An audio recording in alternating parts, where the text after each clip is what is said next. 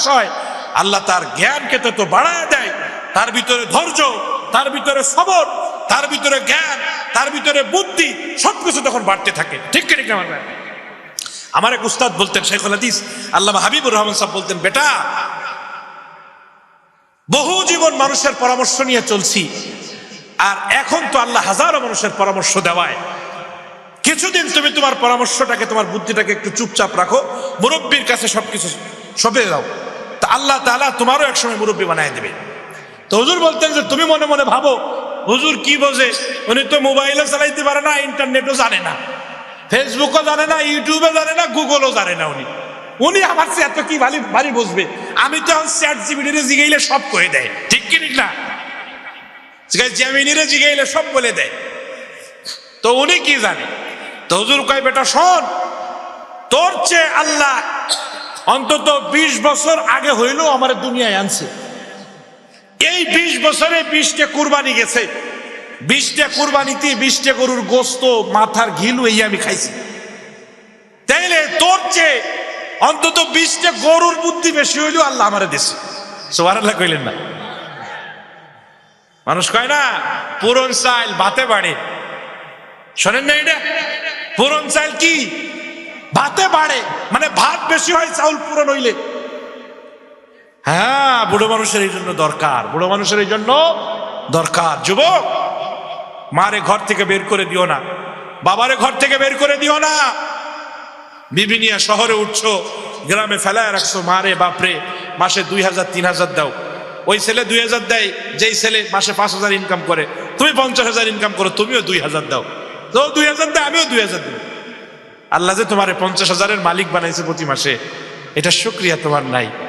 অথচ এক হাড়ির ভাত খেয়েই তো 2 ভাই বোন বড় হইছো। হায়, এক মায়ের পেটেই তো তুমি ছিলা।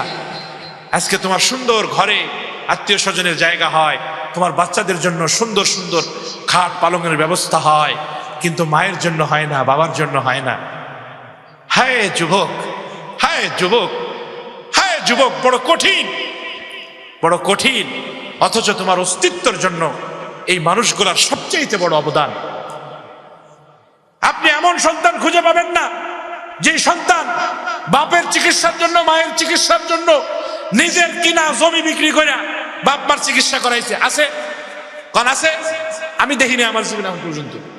কিন্তু সন্তান অসুস্থ, বাবা তার জমিন বিক্রি করে সন্তানদের চিকিৎসা করাইছে। আছে না নাই?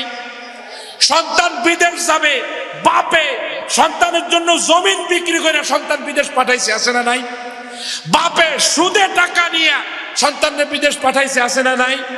বাপের সুদে টাকা নিয়ে জমিন বিক্রি করে, গরু বিক্রি করে, গাছ বিক্রি করে সন্তানদের ঘুষ দিয়ে সরকারি চাকরি দিছে। আছে না নাই? হায়, এত করে যে মানুষগুলা। আজকে আমাদের ঘরগুলিতে শান্তি নাই। কেন শান্তি নাই? আমাদের বাচ্চাগুলি আজকে আদর্শ মানুষ হয়ে উঠতেছে না। কেন উঠতেছে না? আমাদের বাচ্চাগুলির আজকে খেলার সঙ্গী নাই। বাচ্চাগুলির খেলার সঙ্গী হয়েছে মোবাইল, কার্টুন হয়েছে বাচ্চাগুলোর খেলার সঙ্গী।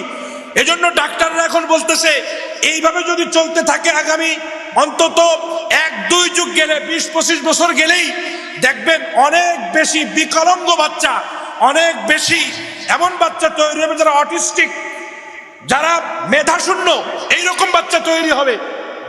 কারণ এটা দেখতে দেখতে দেখতে দেখতে একটা সময় এদের চোখের উপরে প্রভাব পড়ে, চোখ থেকে এই প্রভাব ব্রেনের উপরে পড়ে। আমার ভাইয়ের, আমার বন্ধুরা, একসময় অটিস্টিক বাচ্চা তৈরি হবে, অসুস্থ বাচ্চা তৈরি হবে। যিনি মোবাইল তৈরি করছে উনিও ওনার ছেলেকে 18 বছরের আগে মোবাইল ধরতে দেয়নি।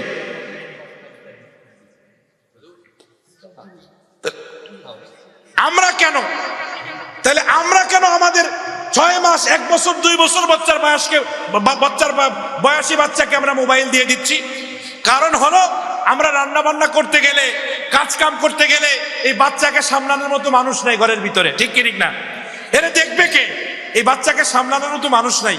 অথচ যদি মারে, আপনার বাবারে আপনার ঘরের ভিতরে রাখতেন আর আপনার বাচ্চার খেলার সঙ্গী বানায় দিতেন, এই ছোট্ট বাচ্চা তার কচি বয়সে বৃদ্ধ দাদা দাদিকে পেয়ে, বৃদ্ধ নানা নানিকে পেয়ে তাদের তাদের সারা জীবনের অভিজ্ঞতা তারা তাদের পিছনে ব্যয় করত।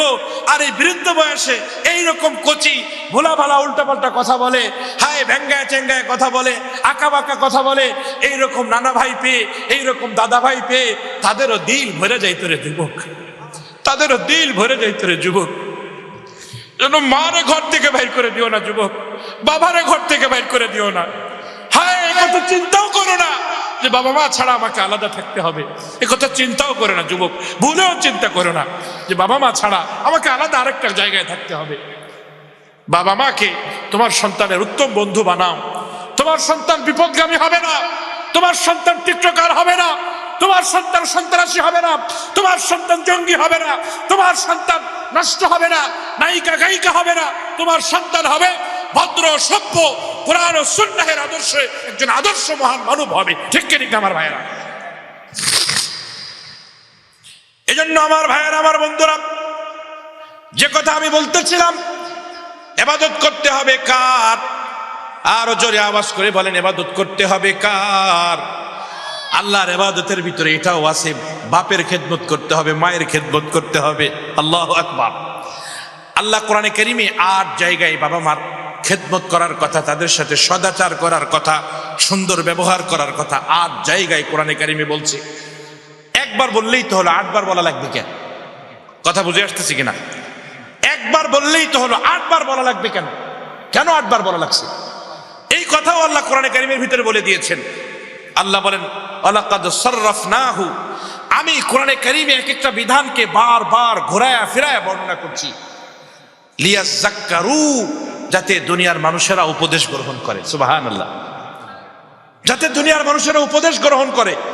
এজন্য আমি আল্লাহ ঘোরায়া ফিরায়া বিভিন্ন কায়দায় বিভিন্ন ভাবে তাদেরকে বুঝাইছি, রে যুবক, মারে ছেড়ে যেও না, যুবক বাপেরে ছেড়ে যেও না, মার সাথে বেয়াদবি করো না, বাপের সাথে বেয়াদবি করো না। এজন্য আমার ভাইয়েরা, আমার বন্ধুরা,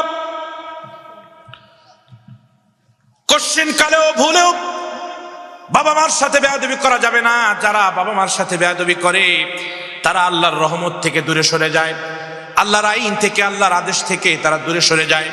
আল্লাহ তাআলা কোরআনে কারীমের মধ্যে স্পষ্ট বলেছেন, ওয়াকাযা রাব্বুকা আল্লা তা'বুদু ইল্লা ইয়্যাহু ওয়া বিল ওয়ালিদাইনি ইহসানা। তোমার রবের পক্ষ থেকে চূড়ান্ত ফয়সালা হয়েছে, তোমার রবের পক্ষ থেকে চূড়ান্ত সিদ্ধান্ত হয়েছে, আল্লাহ তা'বুদু ইল্লা ইয়্যা, তুমি কেবল তারই ইবাদত করবে, ওয়া বিল ওয়ালিদাইনি ইহসানা, আর পিতামাতার সাথে সদাচার করবে। রাজি আছি না ইনশাআল্লাহ? পিতামাতার সাথে সদাচার করব। আল্লাহ সবাইকে তৌফিক দান করে, বলি আমিন। একটু জিকির